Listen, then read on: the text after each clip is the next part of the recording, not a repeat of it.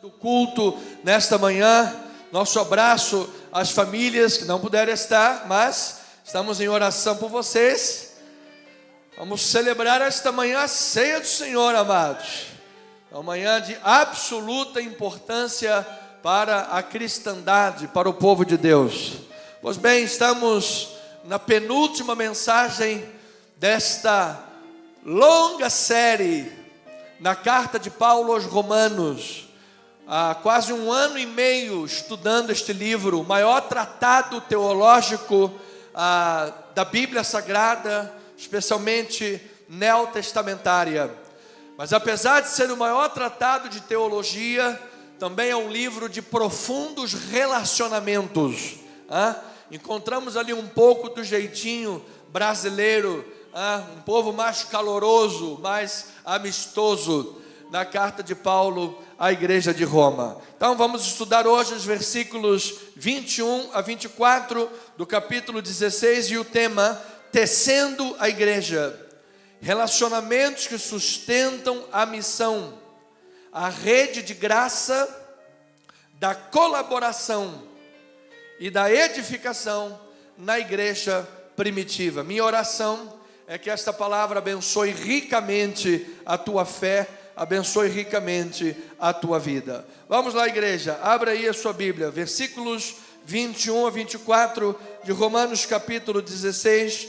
Vamos fazer a leitura da palavra de Deus. Saúda-vos Timóteo, meu cooperador, e Lúcio, Jason e Sosípatro, meus parentes. Eu, Tércio, que escrevi esta epístola, vos saúdo no Senhor. Paulo estava ditando e Tércio estava escrevendo. Tércio era um amanuense, era um escriba. Versículo 23. Saúda-vos Gaio, meu hospedeiro e de toda a igreja. Saúda-vos Erasto, tesoureiro da cidade, e o irmão Quarto. A graça de nosso Senhor Jesus Cristo seja com todos vós. Amém. Vamos orar a Deus, vamos falar com o Pai. Senhor Jesus, Deus vivo e Deus verdadeiro, nós chegamos a este sublime, maravilhoso, especial momento de abrirmos a Tua Palavra e mergulharmos nas Escrituras Sagradas. Chegamos, Pai, portanto, a um ápice de uma reunião de adoração a Deus, onde a Tua Palavra é ministrada, o Evangelho é desdobrado, corações são iluminados, mentes são inspiradas pela Palavra, para que nós possamos, como Igreja de Cristo e Reino de Deus, fazer a diferença em nossa geração.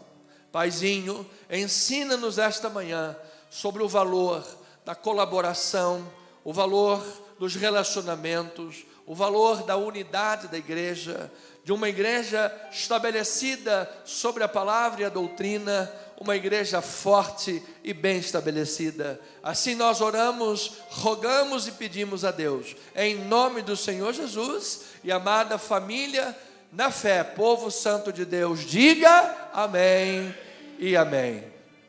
Graças a Deus, amados. Obrigado, querida pastora. Amada igreja de Jesus, santos e preciosos de Deus, igreja mais do que vencedora em todas as coisas. O apóstolo Paulo, como nós vimos semana passada, ele começa o capítulo 16 com saudações. Ele saúda os irmãos de Roma. Ele manda uma palavra de alegria, de cumprimento àqueles amados irmãos, que ele ainda não conhecia, uma parte deles, pessoalmente, mas enviava a sua saudação como fiéis, colaboradores, como igreja de Cristo. No meio do caminho, foi a semana passada, os versículos 17 a 20, nos parece que Paulo abruptamente interrompe este espírito de saudação para trazer advertências, trazer um alerta à igreja de Cristo. Essa advertência e alertas, ele fala sobre ameaças à unidade e à pureza doutrinária da igreja. E por que Paulo faz isso? Isso é uma característica de Paulo, em outras epístolas ele faz, quando ele, em cada momento da história das missões, ele percebe que a igreja é ameaçada doutrinariamente, ele adverte, ele exorta, ele admoesta o povo de Deus. Por quê? Porque a unidade e a pureza doutrinária são essenciais para a missão do Evangelho. Uma igreja que não tem uma identidade bíblica, uma vida que não tenha o seu fundamento na palavra, ela é presa fácil para o inimigo. Uma pessoa que não tenha a sua vida construída sobre as bases da palavra, o que é que Jesus disse? Se ele ouve e não pratica, se ele não tem as bases da palavra, a chuva vem, o rio transborda, a casa fica em grande ruína. Então Paulo, ao identificar a ameaça existencial das igrejas, ele advertia, ele exortava para que a igreja continuasse sendo fiel como aqueles que ele acabara de saudar. Então, amado, essa é a nossa oração pastoral, que você continue sendo fiel a Deus em todas as coisas, que você persevere. Você sabe, por exemplo, a Bíblia, olha como isso se aplica, essa palavra, em qualquer área da vida. Por exemplo, Jesus, a Bíblia diz assim, que o marido deve amar a esposa como Cristo amou a igreja. A minha pergunta é, qual uma das principais características do amor de Cristo à igreja? Um amor perseverante. Porque o livro de João diz que Jesus nos amou até o fim. Ou seja, não foi na primeira ruga que apareceu no rosto, e já não gosto mais de você. No primeiro pé de galinha que apareceu, não, vai embora, não quero mais saber de você. Não, ele amou até o fim. Amado, se eu recebo na minha vida essa característica de fidelidade, de perseverança, eu declaro que isso vai afetar positivamente cada área da tua vida, amado. Declaro o teu casamento abençoado em Cristo Jesus, a tua família sobre a rocha que é Cristo Jesus. E quando os ventos soprarem, quando a chuva cair, quando o rio transbordar, você vai dizer, opa, eu estou sobre a rocha que é Cristo Jesus. Então esta é a palavra. E ele diz, olha lá, versículos 17 e 18 de Romanos 16. Rogo-vos, irmãos, que noteis bem aqueles que provocam divisões. Ou seja, não deixa passar desapercebido. Note bem aquela pessoa que está causando divisões e escândalos, em desacordo com a doutrina que aprendestes. E disse o quê? Afastai-vos deles. Pastor, me parece um contrassenso esse conselho de Paulo. Ele está mandando eu me afastar de alguém, mas igreja não é diferente. Antes de terminar, pode deixar, aliás. Igreja não é diferente. Note, amado irmão, que capítulos anteriores, no capítulo 14, Paulo diz o quê? Acolhei o que é débil na fé. Então, Paulo está fazendo uma diferença entre uma pessoa que é menina na fé, uma pessoa que é débil na fé, uma pessoa que é criança espiritual, está no leite espiritual, está dizendo, acolha essa pessoa. Acolha, vamos levar para a igreja, vamos trabalhar, vamos fazer o discipulado. Agora, é diferente esta pessoa do que os que se posam como mestres e não são mestres verdadeiros e criam divisões na igreja. E estabelecem divisões e partidos na igreja. E assim, você lembra, existem diversos casos, Teudas e Judas, por exemplo, fizeram essa questão e aí racharam a igreja, morreram e a igreja ficou no mundo. Porque o perigo existencial para uma igreja é muito grande com esse espírito de divisão que causa. Então, Paulo está destacando entre aqueles que são meninos na fé e aqueles que são causadores de divisão. Os causadores de divisão, você deve repreendê-los e se afastar deles, para que eles saibam que você não apoia esse tipo de comportamento. Diga amém por isso. Aí ele diz, versículo 18, vamos lá. Porque esses tais, o que diz? Não servem a Cristo, nosso Senhor, e sim a seu próprio ventre. E com suaves palavras e lisonjas, eles enganam o coração dos incautos, os inocentes. Satanás não vai aparecer, mas você sabe que essa é uma estratégia de algumas décadas atrás, de um espectro certo político que você já deve conhecer, que eles disseram, vamos nos infiltrar na igreja. Por quê? Qual é o bastião da moralidade dos últimos dias? Qual é o bastião da família? Quem é que protege a sociedade? É a igreja. Se a igreja for destruída, amados, o mundo avança totalmente.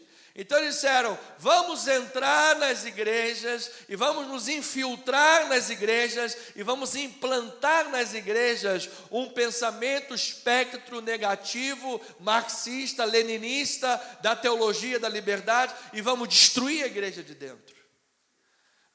Mas já está identificado Satanás e já está repreendido em nome de Jesus. A igreja de Jesus está sobre a rocha. Amado, é um pecado tentar pegar a figura de Cristo e colocar em qualquer tipo de espectro político atual. Jesus tinha, por exemplo, um Mateus, que era profundamente de direita, hoje, na linguagem de hoje, e Jesus também tinha zelotes nos seus bojos, pessoas que tinham um pé de centro à esquerda, estavam lá os dois discípulos juntos. Oi, irmão zelote, e aí, Mateus, tudo bem, como é que vai? Louvado seja Deus, Cristo é o Senhor de todas as coisas. Amado, Cristo é o Senhor da tua vida, amado. E se Ele é a rocha da tua casa, não terá vento que vai destruir. Porque você está firme contra as táticas de Satanás. Então Paulo está olhando a igreja de Roma, a capital do mundo, os exportadores da fé para todas as nações, está vendo o risco que o inimigo quer causar. Se eu destruir a capital das nações, a luz das nações, e não é um mero ditado que diz que todos os caminhos levam a Roma, de fato haviam mais de, acho que eram 372 estradas que levavam a Roma, ou seja, o mundo estava conectado com Roma. Se aquela igreja sofresse, o mundo inteiro ia sofrer. E Paulo diz, acautelai-vos, vamos manter a pureza doutrinária. Casa dividida não subsiste, reino dividido ficará deserto. Como é que casamento se destrói? Quando dois mundos diferentes vivem dois paralelos dentro de um teto. Amado, teto não vai dizer nada, mas eu recebo em nome de Jesus casas, famílias, igreja, unidos no Senhor e abençoados com toda a sorte de bênçãos espirituais. Então, note o valor da doutrina, note o valor da exortação. Amado, palavra de alegria, palavra de força para a vida, é isto. É isso que vai te dar garantia nos dias maus. Então, muitos, motivados por egoísmo, Paulo está dizendo, eles não são servos de Cristo, são servos do próprio ventre. Então esse servo do próprio ventre, que se preocupa só com o seu umbigo, ele tem duas maneiras de entender. De fato, são pessoas, uma delas, egoístas, pessoas avarentas, pessoas egoístas, pessoas narcisistas, pessoas que é tudo eu quero para mim, é meu, vou perder, não quero, vem, você sabe? Até criança já rouba brinquedo das outras crianças. Já começa lá de pequeno. Meu brinquedo, então rouba o brinquedinho do coleguinha. Já é um narcisinho de pequenininho. Amado, então está dizendo, existe gente assim. Existe gente que é egoísta, é avarento, está servindo o próprio ventre. Mas também é uma questão doutrinária da lei kosher de pureza. Porque para os judeus haviam muitos alimentos contaminados que eles não poderiam ingerir. Então haviam muitos cristãos judaizantes que queriam fazer essa separação e dizer aos cristãos gentios, olha, vocês precisam seguir ipsos literis o que nós judeus seguimos para você ser salvo. E Paulo está dizendo assim, então vocês estão acrescentando à salvação qualquer coisa? Heresia, nós somos salvos única e exclusivamente pela fé.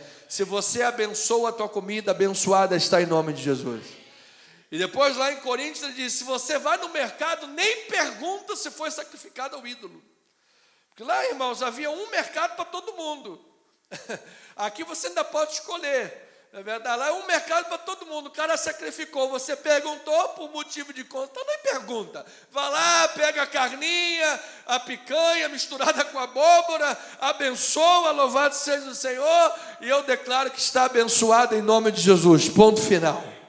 Então é isso que Paulo ensina, para que não houvesse divisões na casa do Pai, que não houvesse racha no meio da igreja. Então, ovelhinha amada, você já foi santificado, tua vida é santificada, teus bens santificados, o que você ingere está santificado. Agora a preocupação é o que sai da nossa boca, a doutrina, o que pode gerar divisão, é o alerta, é a advertência, os que usam palavras suaves e lisonjas, porque Satanás não vai aparecer com um chifre, uma pata rachada, ele vai aparecer com lisonjas, ele vai aparecer camuflado.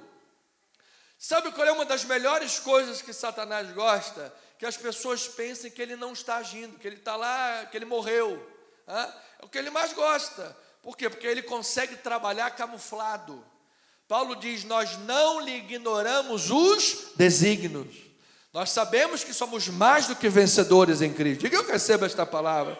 Nós somos mais que vencedores. O Filho de Deus, o maligno, não lhe toca. Mas a palavra também diz, vigiai, porque ele anda ao derredor. Não deis brecha ao maligno. Então você não vai dar brecha. Diga eu, amém, não vou dar brecha. Não vamos dar. Vamos vigiar no Senhor. Então ele está exortando para que nós sejamos sábios e não ingênuos. Pelo conhecimento profundo do Evangelho, teremos discernimento. O que é que pode te dar discernimento no casamento, discernimento na melhor forma de, qual é o melhor caminho de trabalhar com os filhos, qual é o melhor caminho de responder a diversas questões que se levantam? É pelo Evangelho, é pela proteção da doutrina que você aprendeu.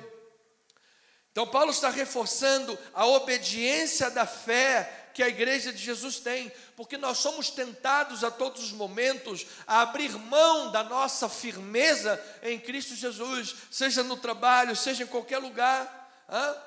Somos tentados a abrir mão da nossa fé. E ele está dizendo, aquele que transformou a tua vida, transformou o teu comportamento, ele está presente hoje na tua vida. Pela palavra da fé, você não se permitirá ser manipulado pelo mundo. Diga em nome de Jesus. Diga, não serei manipulado pelo mundo. Não somos marionete do mundo. Não somos marionete da sabedoria do mundo. Não iremos implantar no casamento, na família, na relação familiar, com filhos, relações interpessoais, sociais, relações espirituais ou eclesiásticas, qualquer área que seja, trato financeiro, como é que você cuida das finanças. Não vamos admitir a sabedoria terrenal e demoníaca, porque, amados, nós temos discernimento e sabedoria de Deus na nossa vida. Nós não temos mente dividida para servir a dois senhores. O nome do nosso Senhor é Jesus. O nome do nosso Senhor é Jesus. É dele que vem a palavra. Tudo é uma questão, amado, de andar firme na fé ou não. Essa é a guerra, essa é a batalha. Como diz Joyce Meyer, é a batalha que começa na mente, nos pensamentos. Então Paulo está reforçando, por quê, amados? Porque nós estamos diante de um combate espiritual, forças que ameaçam a paz e ameaçam a edificação da igreja de Cristo. Não tem nada pior, irmão, do que perder a paz. Não troque a sua paz em Cristo por nada neste mundo. Eu recebo na minha vida e eu declaro, amado, a paz de Jesus Cristo no teu coração, amado. A palavra diz, o apóstolo Paulo, que a paz de Cristo excede todo o nosso entendimento. Como é que o apóstolo Paulo, preso em Roma, estava escrevendo epístolas para abençoar a igreja. Gente, se qualquer maioria hoje de nós estivesse lá preso numa prisão subterrânea com frio, sabendo que a sua cabeça já vai para a guilhotina, como é que a pessoa estaria? Dá um Lexotan, não, mais forte, dá um Rivotril, mas aí é pouca, tarja preta. Paulo estava lá dentro, tranquilo, escrevendo a carta para a igreja, dizendo: a paz de Cristo guarde vossos corações. A alegria do Senhor é a nossa força. Pedro estava na prisão com uma escolta de 16 soldados. Tiago já havia sido martirizado, ele seria o próximo. O que Pedro estava fazendo? Roendo as unhas. Ele estava fazendo o quê? Dormindo. Estava tranquilo. Estava lá num sono, numa madonna, o anjo foi lá, falou: rapaz, é difícil até livrar esse cara, acorda aí. Ô cabra, levanta, bota as calças aí, se veste, vamos embora. Quando Pedro se deu conta de si, ele já estava livre, liberto, e já estava a caminho da casa de João Marcos, porque lá havia uma igreja orando por ele. Amado, quando você estiver numa enrascada, haverão pessoas orando por você. Então eu declaro a paz de Cristo no teu coração, a alegria do Senhor sendo a tua força, e os olhos iluminados para perceber o combate espiritual que estamos diante de nós, porque o grande problema não é olhar e ver a guerra, o grande problema não é olhar e ver a bomba estourando. O grande problema é a bomba está estourando, o problema está acontecendo e você está com a mente lá na moda bezerra, não está percebendo o que está acontecendo. Esse é o problema. Então eu declaro discernimento e sabedoria de espírito na tua vida, amado, para que Satanás não te pegue inadvertidamente. Quando você olhar, opa, eu não sabia que já estava tão enrascado no laço de Satanás. Não sabia, mas foi alertado. Foi alertado pela palavra, foi alertado pelo Espírito nas tuas orações, porque o Espírito nos alerta. Mas quando o Espírito alerta 1, 2, 3, 4, e a pessoa ouve, vai resistindo o Espírito. Há um momento, amado, que o Espírito apaga, o Espírito não fala mais nada. Aí a pessoa se convence mais ainda da heresia, mais ainda do espírito de divisão. Aí é que mora o perigo. Aí é que casamento se destrói, família se destrói, igreja se destrói. Lembra lá o que no livro sapiencial, Cânticos, de poesia, quando ele diz assim: apanhai-me as raposinhas, porque elas fazem um grande estrago. O que são as raposinhas, pastor? A raposinha são os pequenos problemas que você não consegue identificar. São as pequenas rachadurinhas que você não consegue identificar. As tantas, estraga o vaso todo. Aí a palavra de Deus diz com linguagem neotestamentária: um pouquinho de fermento leveda toda a massa. A pastora pregou semana passada, esta era a grande preocupação de Paulo.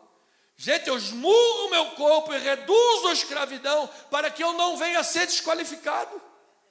Gente, se o maior bandeirante da história do cristianismo tinha receio de não ser desqualificado, quem sou eu? Quem sou eu para me achar garantido? Quem sou eu para me achar, meu ministério? Quem sou eu?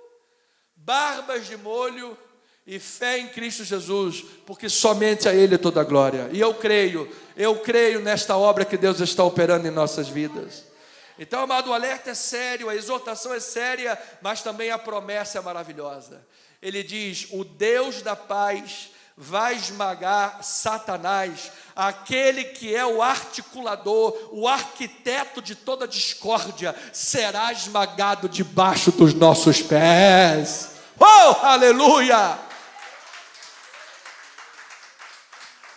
Olha lá, versículos 19 e 20, diz assim a palavra do Senhor: pois a vossa obediência, diga aí obediência, a vossa obediência é conhecida por todos, por isso me alegro a vosso respeito, e quero que sejais sábios para o bem e simples para o mal. Ou seja, não quero mal nenhum na minha vida.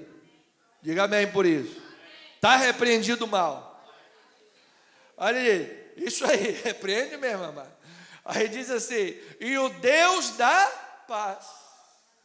O Deus da paz. Amado, Ele não apenas dá a paz, Ele é o Deus da paz. Ou seja, a presença de Deus na tua vida vai te dar paz. Toda a paz. Em breve, esmagará debaixo dos vossos pés a Satanás. A graça de nosso Senhor Jesus seja convosco. Se você recebe aí, digam glória a Deus, amado, aleluia. Eu recebo esta vitória, desta paz que esmaga Satanás. Enquanto Apocalipse diz que nesse mundo há lágrimas, mas também a palavra diz que há um Deus da paz sobre nossa vida. Amado, não tenha medo das lutas, não tenha medo das guerras, não viva como gato escaldado que tem medo de água fria, não viva neurótico com medo do problema que vai acontecer, porque um dia você já caiu em depressão, porque um dia você já teve problema e já foi apunhalado pelas costas. Confia em Deus, porque Deus é maior sobre a tua vida. Coloque as tuas ansiedades nas mãos de Deus, porque Deus é maior na tua vida. O que levou Paulo e todos os apóstolos a um poder emocional, um poder espiritual tão forte, tão grande, que diante do martírio, diante da cruz, diante da espada dos pretorianos, eles não recuaram. Diante das lutas e das adversidades, eles não recuaram. Então, amado, esta é a força da unidade e da pureza doutrinária na vida de um cristão. Eu sei em quem eu tenho crido. Você sabe quem é o teu Deus? Você conhece Jesus Cristo, teu Senhor e Salvador? Então que o poder da ressurreição haja poderosamente em cada uma das áreas da tua vida. Então, vigilância e discernimento contra aqueles que causam divisão e deturpam o Evangelho é algo que Paulo está salientando. Que ele está dizendo, é aí que mora o perigo. Satanás, irmão, pode se levantar com o Zé Pilintra, o Zé não sei das quantas, o diabo, o capeta, o demônio, pode se levantar todo mundo. Se ele encontra uma casa bem estruturada, uma vida resguardada na palavra, ele não pode nada. Porque maior é aquele que está em nós do que aquele que está no mundo. Mas se é encontrado um ouvido emprestado para o fermento, um coração maculado pela heresia, uma divisão no meio de qualquer coisa que seja, é aí que está o perigo. A ameaça é séria. Então, uma necessidade de proteger a sã doutrina. Veja o que o livro de Judas, capítulo 1, que só tem um capítulo, versículos 3 e 4. Judas 1. Tem aí, amado? Coloca para a gente. Amados, quando empregava toda a diligência em escrever-vos acerca da nossa comum salvação, foi que me senti obrigado a corresponder-me convosco, exortando-vos a batalhar diligentemente pela fé, uma vez por todas foi entregue aos santos. Então Judas está lá escrevendo sobre salvação, amém, somos salvos, mas o Espírito compeliu, fala sobre a batalha da fé. Fala sobre isso, porque isso é urgente no meio da igreja. Precisam conhecer isso. Isso é uma ameaça à sua vida espiritual. Por quê? Versículo 4. Pois certos indivíduos se introduziram com dissimulação, os quais desde muito foram antecipadamente pronunciados para esta condenação. Homens ímpios que transformam em libertinagem a graça de nosso Deus. E o que é que eles fazem? Eles negam o nosso único, soberano e Senhor Jesus Cristo. Então note, amado, por exemplo, Jesus, nós pensamos assim, claro, Jesus foi crucificado, não é verdade? Jesus foi crucificado, mas Jesus foi crucificado pela mão de quem? De incrédulos. Jesus foi crucificado pela mão de incrédulos. Havia um propósito soberano de Deus, mas ele foi crucificado pela mão de incrédulos. E acontece que muitos de nós temos sido crucificados por mão de incrédulos, por mãos da igreja, por mãos daqueles que deveriam ser os defensores da fé. Por isso Paulo escreve à igreja de Roma e diz: atenta e cuidado para a pureza doutrinária. Paulo escrevia de punho, Paulo escrevia não esta carta de punho, mas diversas vezes de punho. Por quê? Porque ele viveu isso. Você se lembra quando Paulo estava indo para Damasco para perseguir a igreja? Você acha que Paulo era um sanguinário que odiava os valores bons e costumes bons? Não, ele estava indo achando que estava fazendo a vontade de Deus, por causa de uma heresia, por causa de um conceito religioso equivocado. Então esse é o maior perigo que existe para a igreja, é um conceito religioso equivocado, entranhado ao coração, que pode levá-lo a caminho de Damasco para perseguir a igreja de Deus, e não saber que está perseguindo a igreja. Então, amados, ao emitir este alerta severo, Paulo nos convida agora para um momento de calor humano. Você veja que ele muda o teor nesses próximos versículos, mas ele não muda o propósito. Por quê? Porque não pode haver calor humano, não pode haver verdade do calor humano onde existe a mentira. Não pode haver o calor e a verdade do cristianismo onde você aceita o fermento na tua vida. Então ele severamente alerta e agora ele volta para o propósito principal, o calor humano, a afeição, o reconhecimento.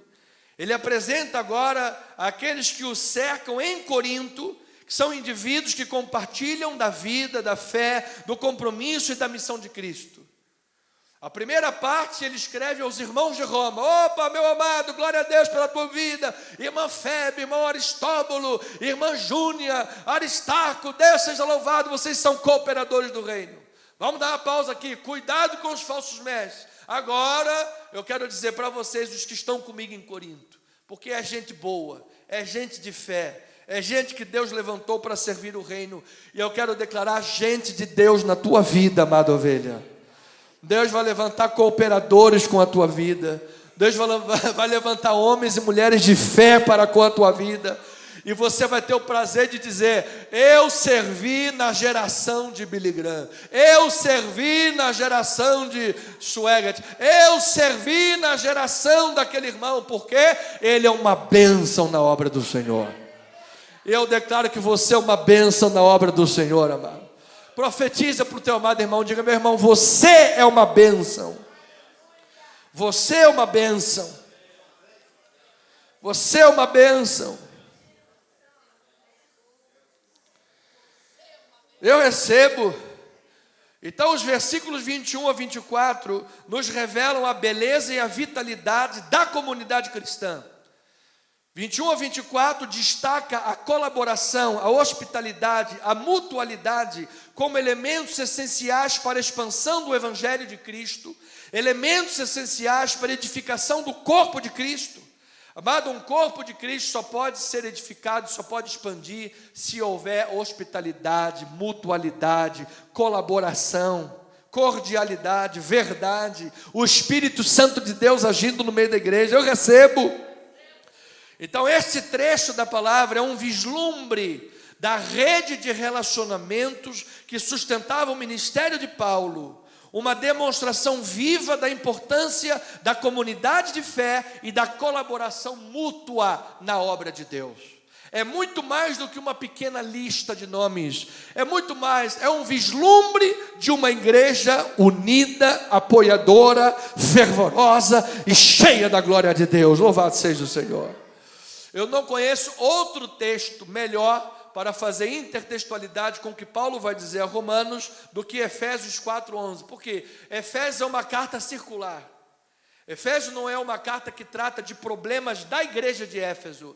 É uma carta que trata da doutrina da igreja e ela circulava em todas as igrejas. Então olha o que Efésios diz, 4:11-16. E ele mesmo concedeu uns para apóstolos, profetas, evangelistas, pastores e mestres, com vistas ao versículo 12, com vistas ao aperfeiçoamento dos santos, para o desempenho do seu serviço, para a edificação do corpo de Cristo, até que todos cheguemos à unidade da fé e do pleno conhecimento do Filho de Deus, a perfeita varonilidade, a medida da estatura, da plenitude de Cristo. Eu recebo esta palavra na minha vida.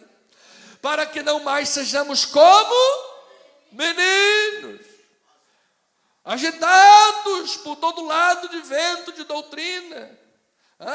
Amado, o cara um dia é vascaíno, outro dia ele já vira fluminense, outro dia ele é Flamengo de coração. Que coisa é essa? Vasco caindo, está caindo, mas você é Vasco, amado. Olha lá, o senhor pode ficar agitado. Agora a irmã Liane está feliz que está lá no Mundial. Parabéns, amado. Olha lá, agitado de um lado para o outro, pela artimanha dos homens, pela astúcia com que induzem ao erro. Aí ele diz, seguindo a verdade e amor, cresçamos em tudo naquele que é a cabeça é Cristo. Olha o 16, de quem todo o corpo bem ajustado e consolidado, pelo auxílio de toda junta, segundo a justa cooperação de cada parte, efetua o seu próprio aumento para a edificação de si mesmo em amor. Você recebe uma vida bem edificada? Você recebe a tua vida alicerçada e arraigada no amor de Deus. Amado, no meio das tribulações, das lutas, Romanos 5, ele diz que o amor de Deus é derramado em nossos corações. A coisa mais triste para uma vida espiritual é quando alguém acha, Deus me abandonou, Deus se esqueceu de mim. É o pior sentimento que deve existir na vida, é esse. Amado, Deus nunca vai abandonar você. Ele está sempre contigo, amado. Ainda que andemos pelo vale da sombra e da morte, não temas, Deus está contigo, amado. Glória a Deus por isso. Então, amados, o valor dos colaboradores e da compaixão e da companhia no evangelho transcultural. Vamos ver o que é isso aí. Romanos 16, versículo 21, ele diz assim, estamos no âmago da mensagem, vamos trinchar exatamente o que Deus quer falar. Saúda-vos, Timóteo, meu cooperador, e Lúcio e Jason, o Sosípatro, meus parentes. Esses parentes quer dizer que são compatriotas. Então, primeiro ele fala daqueles que estão mais próximos dele. O Timóteo, que era um filho na fé, e os seus compatriotas. Então, Timóteo era o cooperador, companheiro ministerial mais próximo de Paulo. Era ele quem cuidava como ninguém dos interesses da igreja de Cristo, do povo do Senhor. Era um filho na fé, era um braço direito, era um exemplo de lealdade e de qualificação para o ministério. Era alguém que mostrava a importância do discipulado e do legado ministerial. Como é bom ter Timóteos próximo de você. Como é bom ter pessoas que você diz, opa, aquele ali, sabe, é uma pessoa que, sabe, é um braço direito. Isso é maravilhoso. É maravilhoso. Muito diferente de ter que andar pisando em ovos, procurando pelo em ovos. É bom ter Timóteos. Eu recebo e declaro Timóteos em nossa vida. Na tua casa, no teu trabalho. Receba esta palavra, amada ovelha. Lúcio, Jaso e Sosípatro eram os compatriotas. Ou seja, a igreja primitiva e a equipe de Paulo era composta por colaboração de cristãos, tanto judeus quanto gentios. Ele está escrevendo a romanos, em majoritário gentios, dizendo, olha, tem um monte de compatriotas aqui ajudando. Ou seja, é um evangelho transcultural, é um evangelho que alcança qualquer nacionalidade. Lembra-te que Jason acolheu Paulo em Tessalônica, botou o seu pescoço em risco. Amado, haverá gente que vai botar o pescoço em risco por causa da tua integridade. Opa, peraí, está falando do pastor antes? Ou peraí, está falando da pastora? Está falando do presbítero? Está falando daquele irmão? Está falando daquele fulano? Ou aquele funcionário? Não, esse ali eu conheço. Esse ali eu conheço.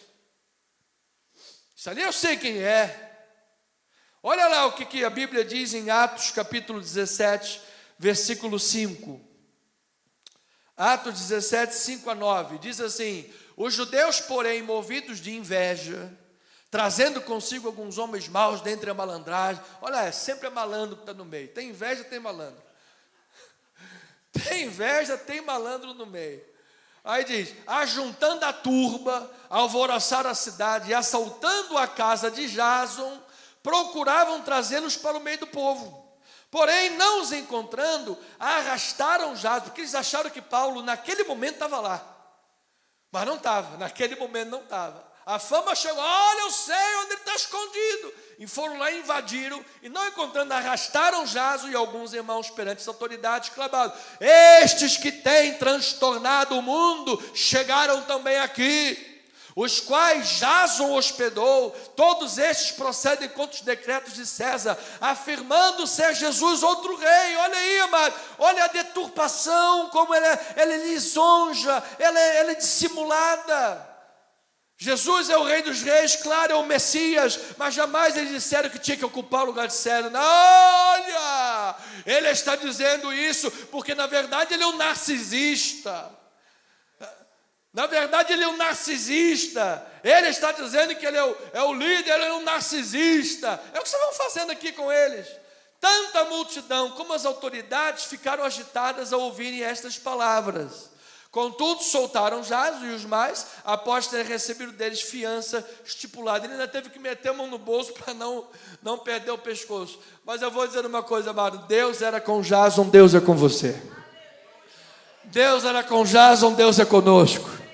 Quando no meio das lutas e das batalhas, você já viu, amado, nesse mundo, hoje inclusive nas mídias está muito claro, depende de quem fala as coisas.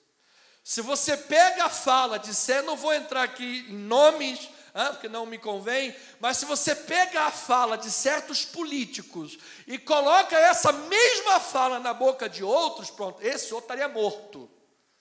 Se falasse 1/3 do que o outro falou, estaria morto. Ou seja, não é o que se fala, depende de quem fala. Ou seja, é a distorção do que se fala. Porque se fosse aquele lá que falou o que o outro disse, não, olha, opa, é marxista, é feminista, é fascista, todos os istas do mundo. Mas eu vou dizer uma coisa, amado, você tem um juiz e um advogado que é o nosso Deus. Louvado seja o Senhor. Diga assim: eu tenho um juiz e um advogado, e o nome dele é Jesus. Então, amados, a diversidade e a conexão pessoal entre esses colaboradores são um testemunho de que o evangelho era transcultural, unindo pessoas de diferentes origens em um propósito comum. William Barclay diz assim: nenhum grande homem pode fazer sua obra sem a ajuda de quem lhe prestam humildes colaboradores. Ninguém. Amado, ninguém pode ser um grande homem sem pequenos grandes homens ajudando ele. Ninguém. Você imagina agora se a gente ligar lá para a central da AMIL, vai estar lá o presidente atendendo o telefone.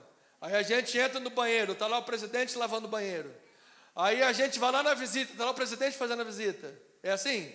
Não, tem uma rede de colaboradores.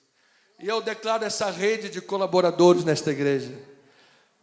Jason, Lúcio, Timóteo, gente de Deus nesta terra. Olha lá, Efésios 2, transcultural. Pastor, eu tenho um sotaque português. Eu também tenho, eu sou brasileiro e carioca da gema, mas tenho, não sei, minha avó era portuguesa, talvez tenha sido por isso. Tenho carteirinha de português e passaporte também. E passaporte. Sim, meu pai era português, mas meu pai não tinha sotaque de português. Quem tinha sotaque de português era minha avó. Minha avó tinha que apertar a tecla SAP para entender. E era isso aí. A minha avó, para entender o que ela falava, meu pai já era mais carioca do que português.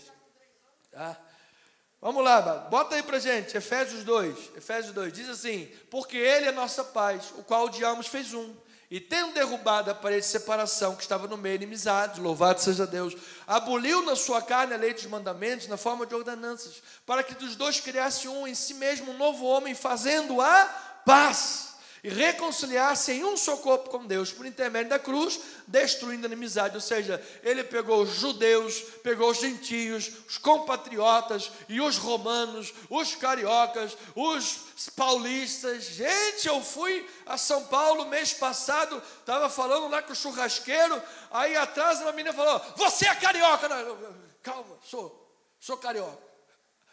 Sou carioca. Qual é o problema? Não, é porque eu percebi logo pelo teu sotaque. Eu falei, que bom que não pensou que era português. Já estava estranha a coisa. Então, amados irmãos, é um evangelho que vai perpassar nações, culturas, famílias e vai usar todo mundo. Louvado seja o Senhor.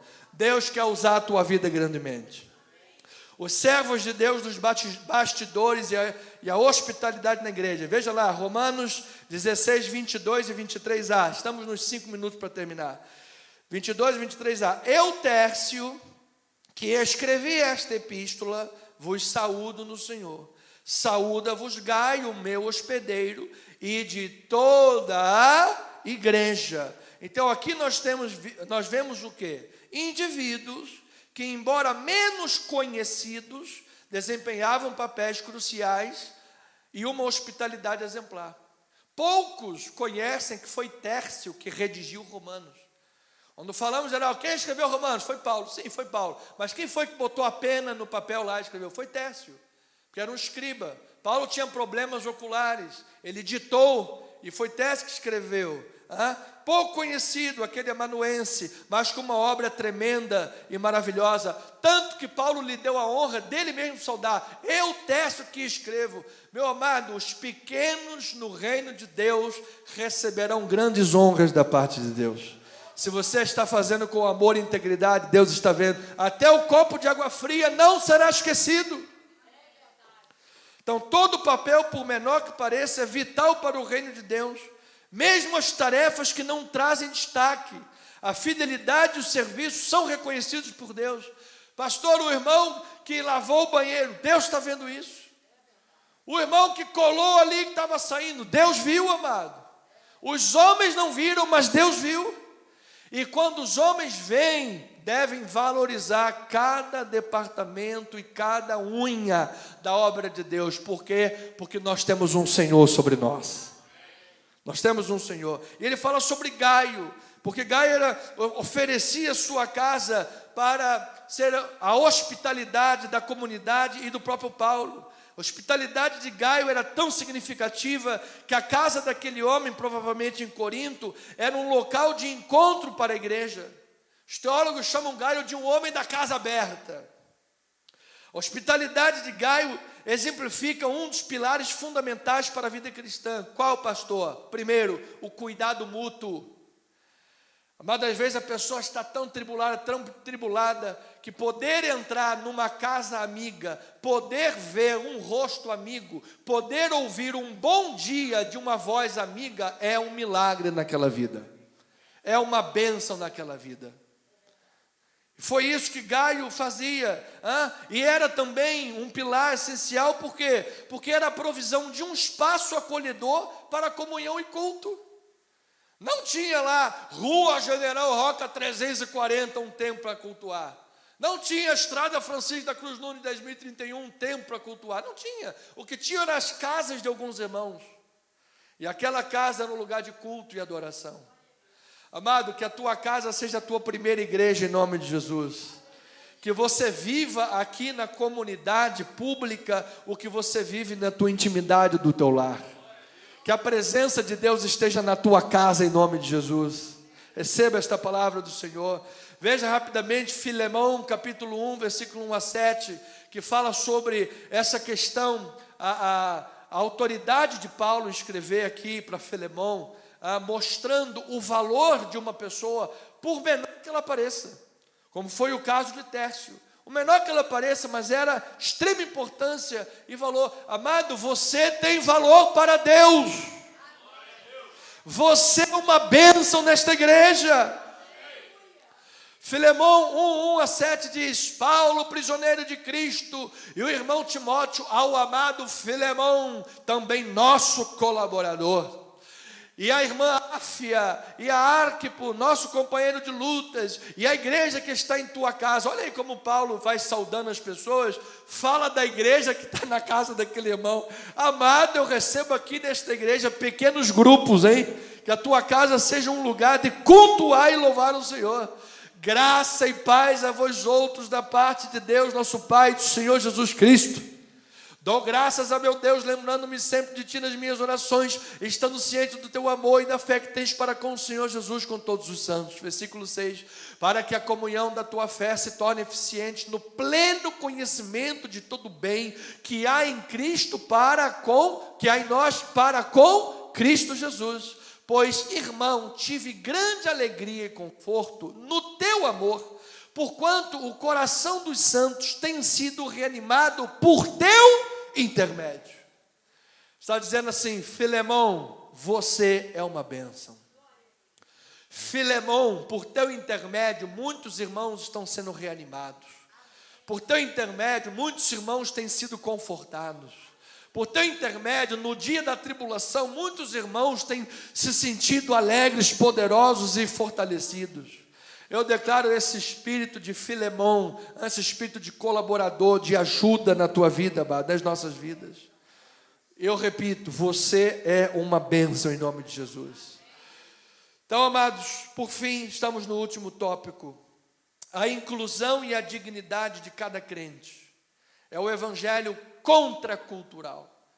Nós temos visto aqui ele pegar pessoas de todas as nacionalidades, de todos os lugares, e por menores que sejam, elas são valorosas para a obra de Deus. Olha o versículo 23, parte B, ele diz assim: saúda-vos Erasto, tesoureiro da cidade, e também o irmão Quarto.